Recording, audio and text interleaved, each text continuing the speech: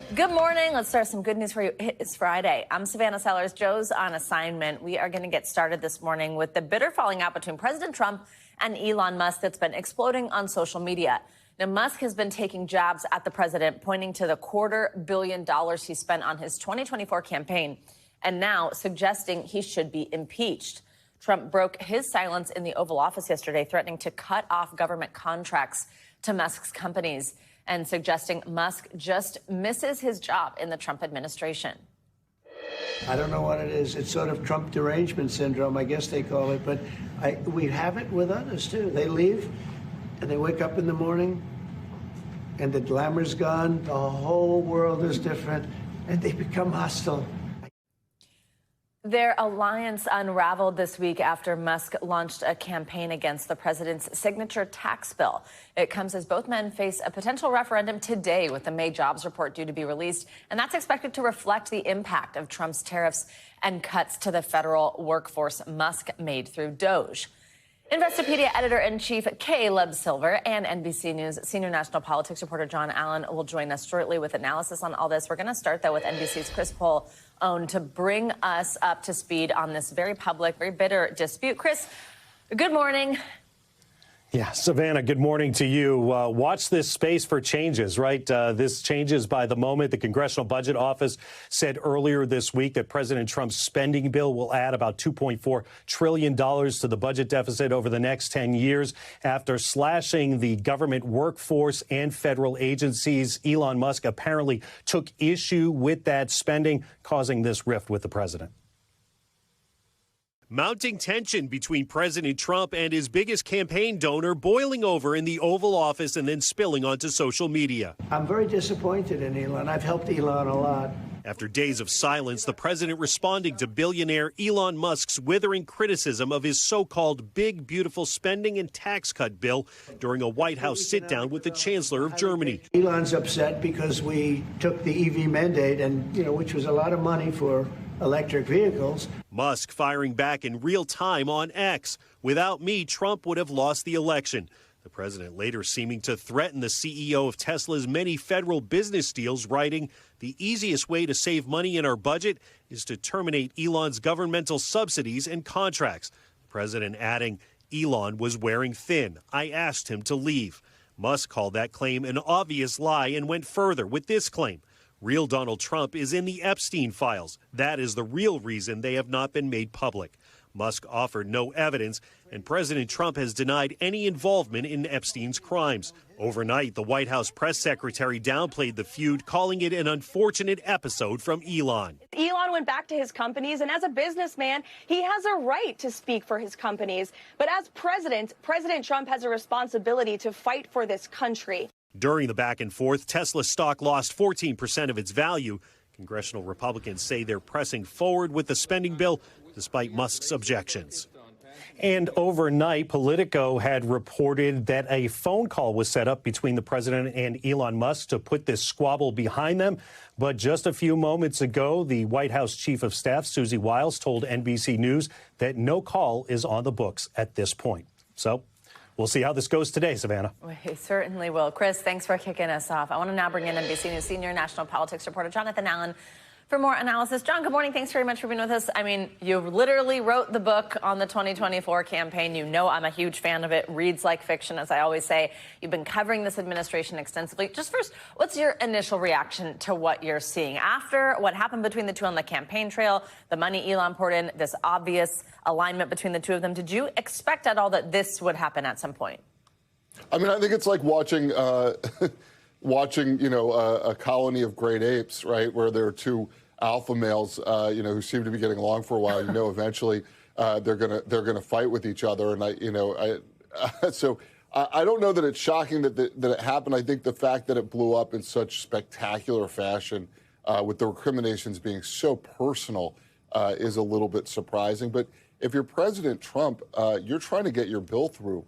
If you're Elon Musk, as Caroline Levitt, the press secretary, said in that clip you showed, you have interest in your companies. Neither one of those interests is served by this angry feud that's going on right now. So if there's to be a détente, that's what probably makes most sense for these two men, but it doesn't look like they are any cooler under the collar in the last few hours. One thing I did hear from Caroline this morning, I was texting with her, she said that the president left the Oval Office in a mindset where he was focused on the one big, beautiful bill last night. John, you mentioned a little bit about this, but give us more in depth. What's at stake for both men here? You have the president threatening federal contracts that exist for Musk's companies, things like that. What could go down here if this continues? Literally billions and billions of dollars at stake for Musk's companies, not only through federal subsidies, but from any outside investment they might get as a result of having federal subsidies. And you could see the United States government tilt more toward NASA and toward the government doing space. They could see it going to other companies. And then beyond that, of course, we saw that huge loss in Tesla stock yesterday. The company is down about 14% during the day yesterday. It's had a terrible year. So a lot at stake for him financially. For the president, his agenda is at stake here. Elon Musk is trashing the one big, beautiful bill frequently, often, publicly and privately. And as a result, there's a threat to Republican members of Congress. And Musk has articulated that he will take them out in midterm elections if they vote for this bill. So a lot at stake for both men. And if they come together, perhaps you could see that bill moving forward. And you could, but I'm not sure that Musk's business interests can be served by the president after all these attacks. I mean, I think that's going to be a hard thing for Musk to recover. John, how much sort of sway, influence, power does Elon Musk have here when he comes out negatively, obviously quite strongly all over social media, against this bill with Republicans in Congress? Is there a concern from the White House that his criticism of this opens the door? Yeah, I texted with a Republican congressman last night who said that that the lawmakers are between a rock and a hard place. But I did talk to a congressional advisor yesterday who basically said this, for their counsel to members of Congress is stay out of the way. If you have to pick a side, pick Trump's side because he's more likely to take you out politically, but stay out of it. I think they're all looking for cover right now, like children in an ugly divorce.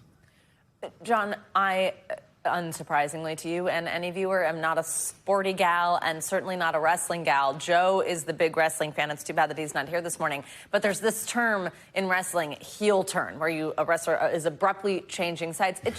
It sort of feels like that's what happened here. I mean, I guess the way that you put it, two men, two big egos.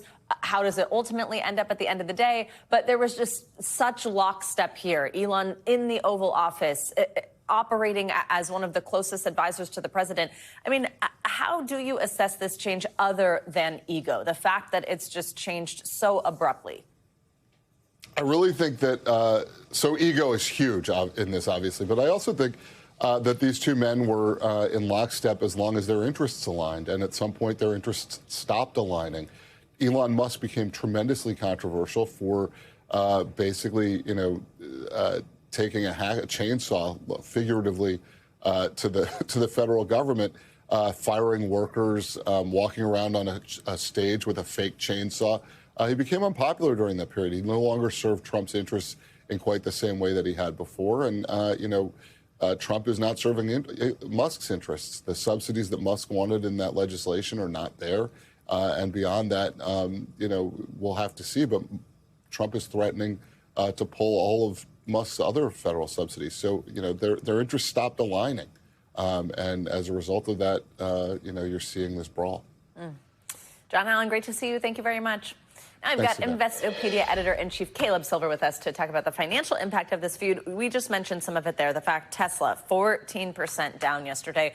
Tell us more from a financial perspective, more detail on just sort of what is at stake here for Elon. And like I mentioned before, these threats from the president openly about ending federal contracts. Yeah, you want to go back to the wrestling analogy. This is off the top rope, elbow drop, that stock dropping 14%. And that's where my knowledge ends. Okay, but this is cage match style, and that's $150 billion in market cap off Tesla's stock. And Well, Elon Musk is the biggest shareholder there. That's a widely held stock. It's in a bunch of index funds. So that kind of hurts everybody when you think about what it means for all those subsidies. Jonathan mentioned it. $38 billion in government contracts. The Washington Post reported that Tesla and the other companies that Elon Musk controls has with the government. So that's a lot of money tied into his future projects. He's talking about removing the Dragon spacecraft from the space program that transports our astronauts up to the space station. There's a lot of things on the table, including the subsidies for EVs. And he was trying, Elon Musk, to get permission to use robo-taxis and autonomous taxis in Austin. That needs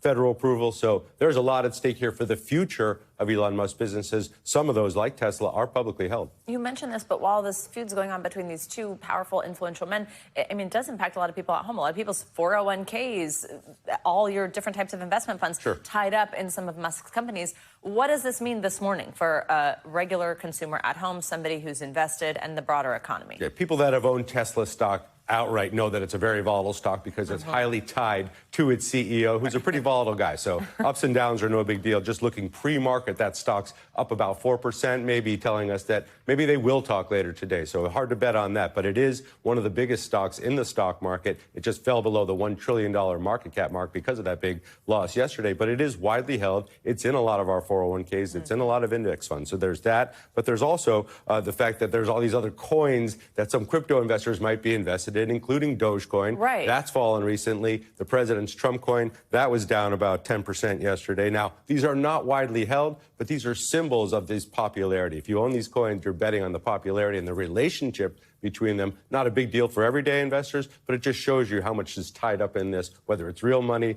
or Doge money. And it seems like we've just been having conversations with you, with others, about kind of like the positivity around cryptocurrency with this current administration. The vice president even showing up to this massive conference in Las Vegas, really the show of support. We know the Trump family has their own coins.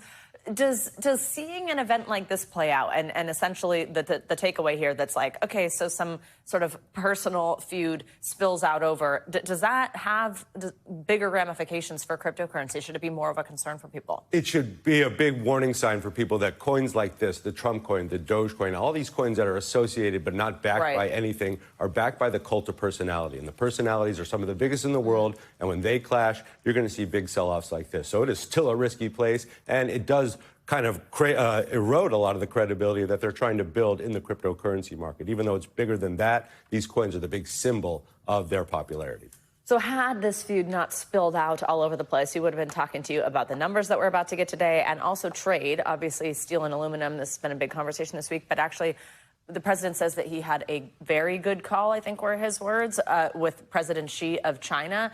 What do we know about where any negotiation stands, and do you think that the markets respond positively to that little bit of news today? Of course, because the markets are really on headline risk alert. Now, if there's positive news about trade, if there's positive news about conversations with China, we do see a spike in the stock market, but it just shows you how volatile and sensitive we are to headlines right now. Really scary time to be an investor because you just don't know which way things are going. Hopefully things play out and things continue to remain positive because that's been the wind at the sails of the stock market now for the past month or so. Stock market's been on a nice little roll.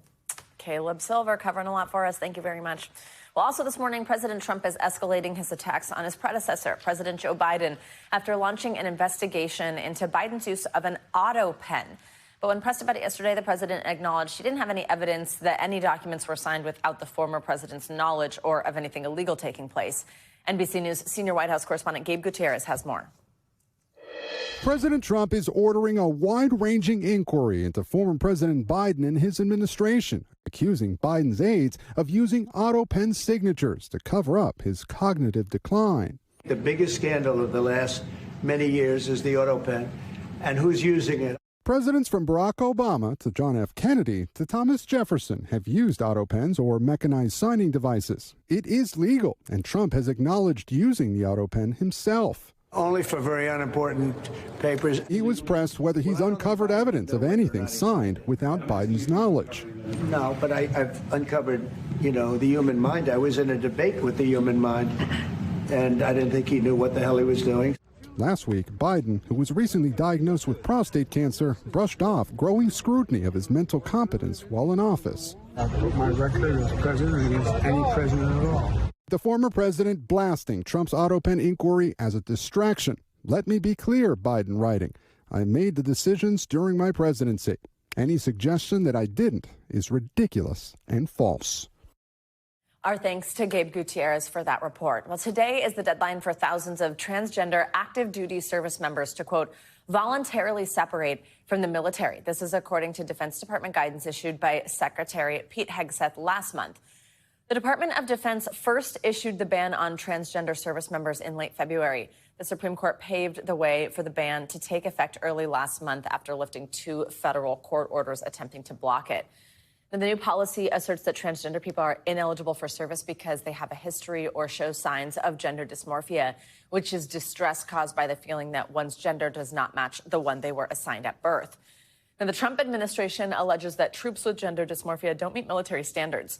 According to guidance from the DOD, military services will begin involuntary separating transgender service members who do not meet today's deadline. Elena Kupek is standing by with her take on this. She is a former U.S. naval officer and the founder and president of the nonprofit Gender Research Advisory Council on Education, also known as GRACE. But we're going to get started with NBC News national security reporter Gordon Lubold for more on today's deadline. Gordon, good morning. Thanks very much for joining us. So can you just tell us a little bit more here about the criteria the Defense Department is using to identify these service members and what does happen if they don't comply, they don't voluntarily separate by today's deadline? Right. So that deadline is today. And if they haven't already self-identified now, I think is the process whereby the Defense Department or the individual services will take steps to identify for them.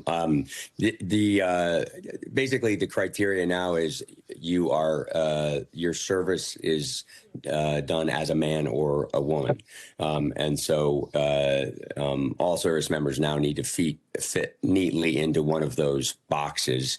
If there's elements or signs of gender dysphoria in your military service, then the department will take steps to separate you. If there's a question about that, then the commander can send a service member to the medical department to kind of assess to make sure.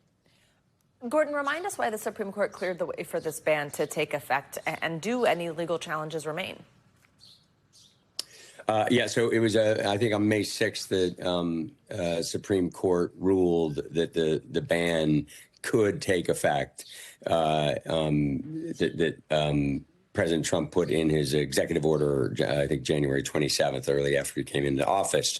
There's a number of different challenges still in effect or still challenging that Supreme Court ruling because there's a number of different cases. And I think some service members believe that they may, even if they are administratively separated now, they may have an opportunity to come back if some of these other cases are met in their favor. But that's for now, the separations will begin.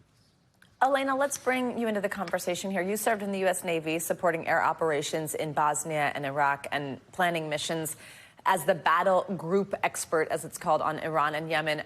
Based on your experience as a service member, what impact do you think this ban will have on the U.S. military? How do you think this plays out?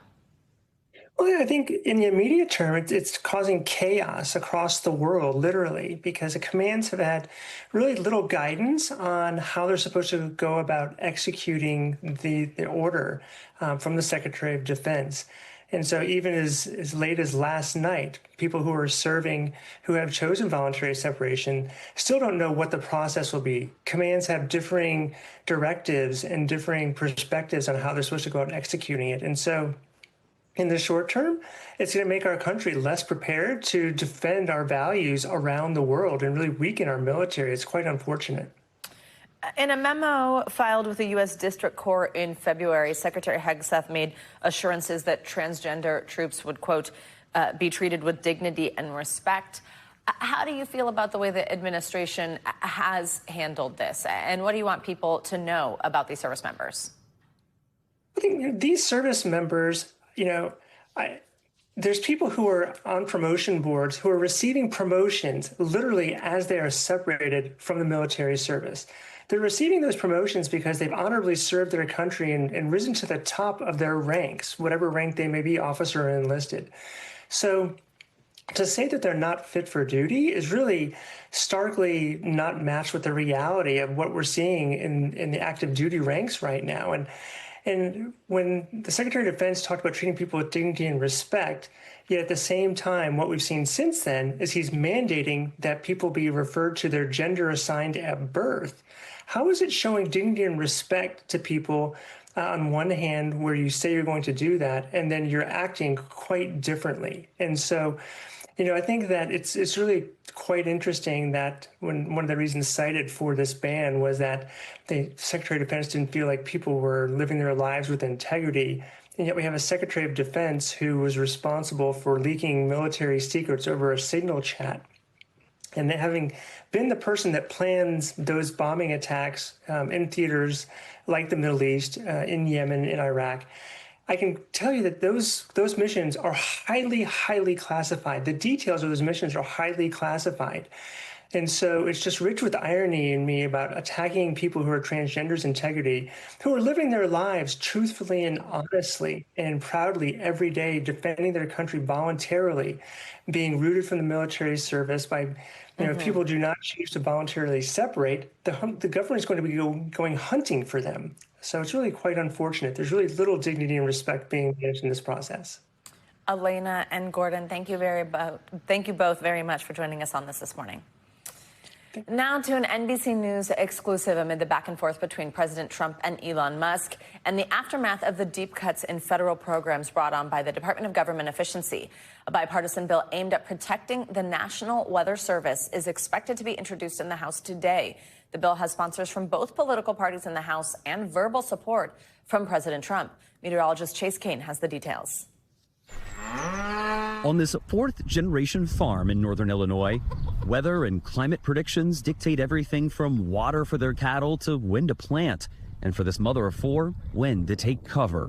I want to be confident that if there is severe weather heading my way, that I'm informed, that I know about that. And if we cut some of these services that have been around for over 100 years, it becomes really challenging for some of those big decisions that, again, ultimately impact our bottom line. Megan also happens to live in the district represented by the only meteorologist in Congress.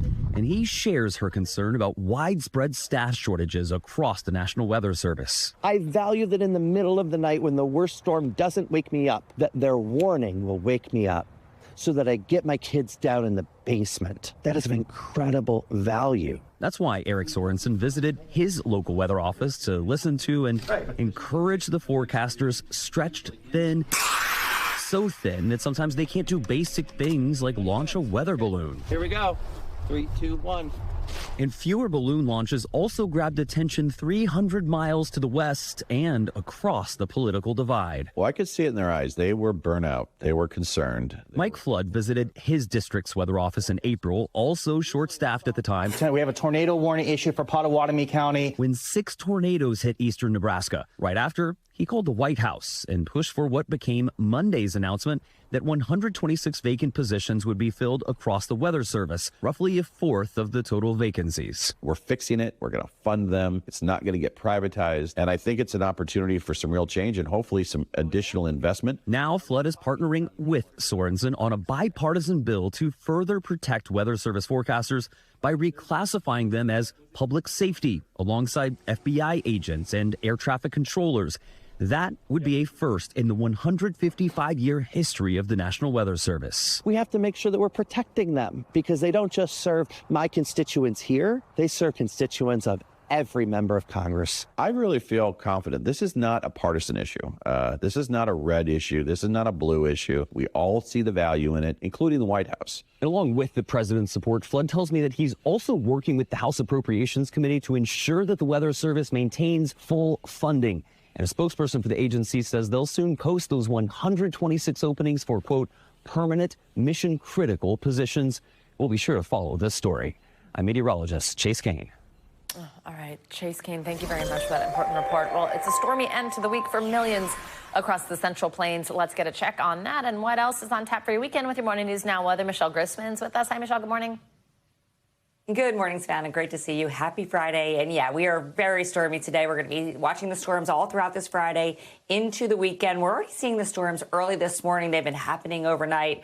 We tracked them yesterday as well. And we are looking at some strong storms throughout the state of Oklahoma. So Kansas, Oklahoma, Texas. And we'll see storms igniting from Texas all the way to the Tennessee Valley, parts of the Ohio Valley, and in southern New England. So radar showing us the picture right now. And that's what we expect as we go throughout the day. A flood watch, certainly throughout the central and southern plains, also throughout New England. We're looking at really warm temperatures throughout the Northwest, the Southwest.